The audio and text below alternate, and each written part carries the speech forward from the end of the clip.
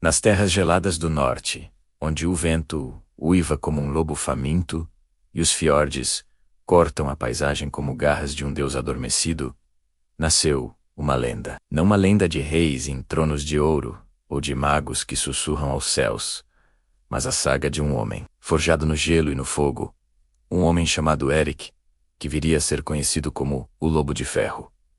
Nossa história começa numa pequena aldeia, aninhada na costa, um lugar de pescadores e caçadores.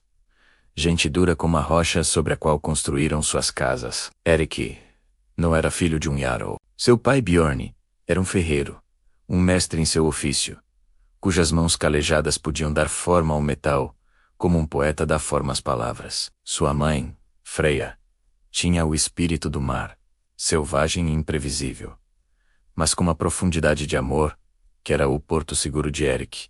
Desde cedo, Eric passava mais tempo na forja do que em qualquer outro lugar. O cheiro de carvão queimado, o som rítmico do martelo na bigorna, o brilho incandescente do metal. Aquilo era música para seus ouvidos. Ele não era uma criança grande, mas possuía uma força que surpreendia a todos, uma tenacidade que parecia vir do próprio coração da montanha. Seu pai ensinou-lhe os segredos do aço. Como dobrá-lo, como temperá-lo, como dar-lhe uma alma. O machado não é apenas uma ferramenta, meu filho, dizia Bjorn. É uma extensão da sua vontade. Nele você coloca sua força, seu propósito.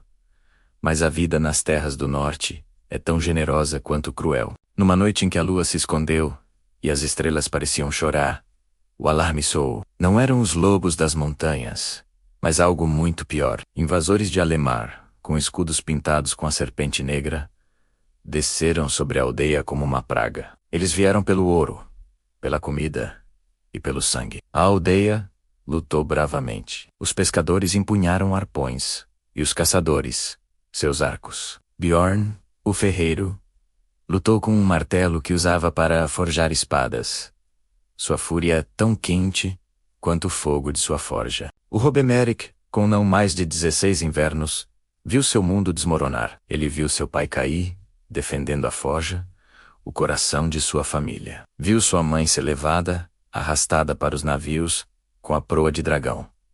Naquela noite, Eric perdeu tudo. A fumaça das casas queimadas subiu aos céus como uma prece fúnebre. Sob os escombros de sua antiga vida, o jovem encontrou apenas duas coisas intactas: o martelo de seu pai, ainda quente ao toque, e uma barra de um metal estranho, escuro e reluzente, que seu pai guardava como um tesouro. Era um metal de meteorito, duro como nenhum outro. A dor e o ódio poderiam ter consumido Eric, transformando-o em cinzas, como sua aldeia. Mas ao segurar o martelo do pai, ele sentiu algo mais. Sentiu o calor da forja, a força de gerações, a promessa silenciosa de que o fogo dentro dele não se apagaria. A partir daquela noite, Eric não era mais um menino. Um propósito de aço foi forjado em sua alma.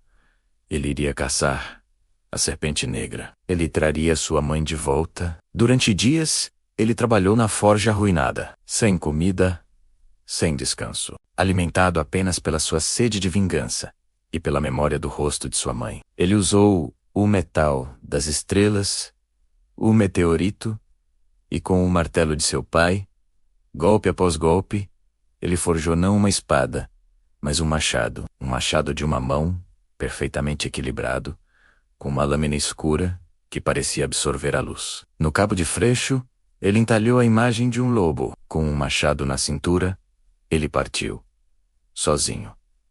Ele não era um Jarl com um exército. Ele era apenas um jovem com um machado e uma promessa. Ele seguiu os rastros da serpente negra, guiado por sussurros em tavernas, por histórias contadas por mercadores assustados e por sua própria intuição. Afiada, ele se tornou uma sombra nas florestas, um fantasma nas montanhas. Sua jornada o transformou. Ele aprendeu a caçar como um lobo, a se mover em silêncio, a ler os sinais da natureza. Ele lutou contra bandidos, feras selvagens e os invernos mais rigorosos. Cada luta, cada desafio, temperava seu corpo e sua mente, assim como o fogo e a água temperam o aço. Seu nome começou a ser sussurrado. Eles falavam de um guerreiro solitário, implacável como o inverno, que caçava os homens da Serpente Negra. Por causa de seu machado e de sua ferocidade, eles o chamavam de Lobo de Ferro. Ele não lutava por glória ou por ouro. Ele lutava por memória e por esperança. Em cada acampamento de invasores que encontrava, ele era uma tempestade de fúria controlada. Seu machado, que ele batizou de Morte Estelar, cantava uma canção de vingança, movendo-se com uma velocidade e precisão que pareciam sobrenaturais. Ele libertava os cativos, dividia os saques entre os necessitados e desaparecia antes que o sol nascesse, deixando para trás apenas o símbolo da serpente negra riscado e a marca de um lobo entalhada na madeira. Com o tempo, outros se juntaram a ele.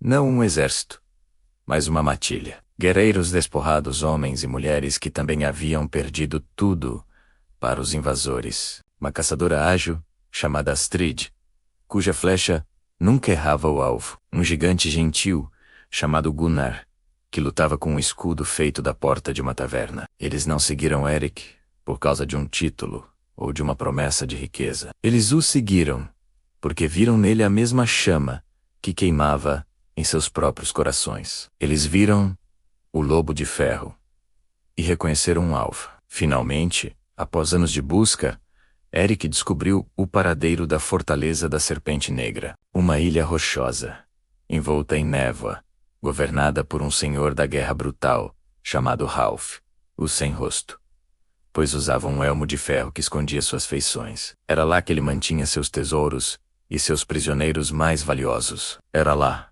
Eric sabia, que sua mãe estaria, se ainda vivesse. A invasão da ilha foi uma aposta desesperada. A pequena matilha de Eric contra uma fortaleza de guerreiros experientes. Eles usaram a astúcia, tanto quanto a força. Usaram as sombras da noite, a maré e o conhecimento do terreno que Eric havia adquirido em suas viagens. Foi uma batalha sangrenta, travada nos pátios, nas muralhas e nos salões da fortaleza. Eric lutou como um demônio. Seu machado Morte Estelar, um borrão escuro. Ele abriu caminho, através dos guardas de Ralph, movido por um único pensamento. Freya. Ele finalmente encontrou Ralph no salão principal, sentado em um trono tosco, com sua mãe acorrentada ao lado dele, mais velha, mais magra, mas com os mesmos olhos de espírito selvagem. O duelo entre Eric e Ralph foi titânico. Machado contra a espada. O Lobo de Ferro contra a Serpente Negra. O som do aço contra o aço ecoou como o trovão. Ralph era forte e experiente, mas Eric era movido por algo mais profundo. Ele não lutava apenas por sua vida.